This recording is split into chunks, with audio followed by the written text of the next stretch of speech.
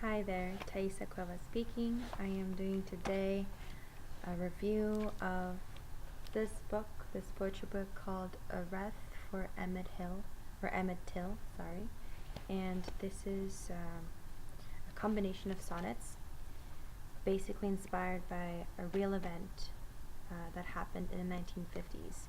It's about this boy, Emmet Hale, that was killed when he was 14, and he was killed because he supposedly whistled at a white woman, and her husband and brother-in-law went to find him, took him from his house, shot him in the head, beat him up, put something around his neck, and threw him in the Tallahassee River.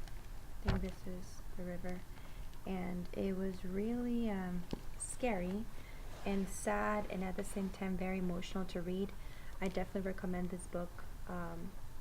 It's full of many different poems that are related to different other works. For example, if you look at the back of this book, it says here the sonnet notes, so it explains each sonnet and the inferences that each sonnet has. For example, there's a couple inferences with other artists, other singers that sang about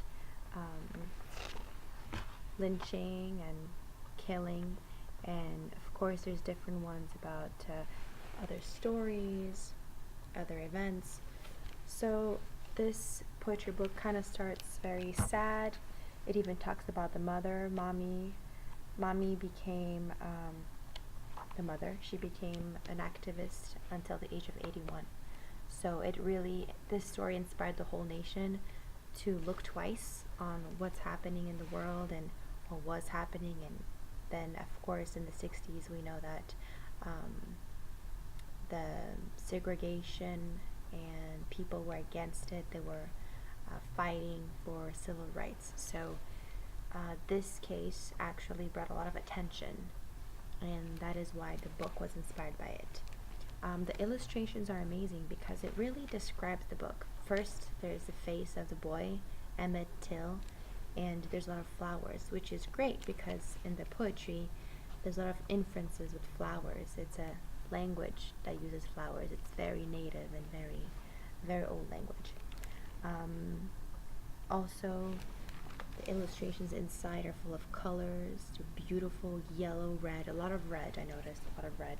Represents that blood, a bloodshed, that pain. It's a picture of Emmet, for example, that had the chains around his neck. So the illustrations are amazing. They represent the book very well.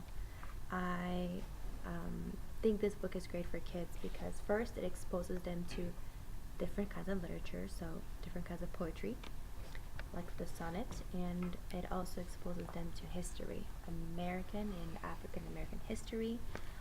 It exposes them to the horrible things that happen in this world, to reality, and it also brings out a lot of compassion in them, a lot of emotional sympathy. So I think this book is great for lots of reasons, and those are only some of them. And of course, the activity I'd like to do with my kids with this book is, for the younger crowd, is a bit harder because this is for 12 and up.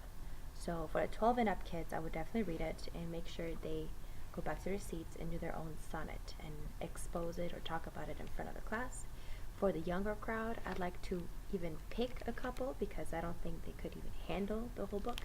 Pick a couple, talk about it, explain the meaning, and then try to create a sonnet with the whole class. And once again,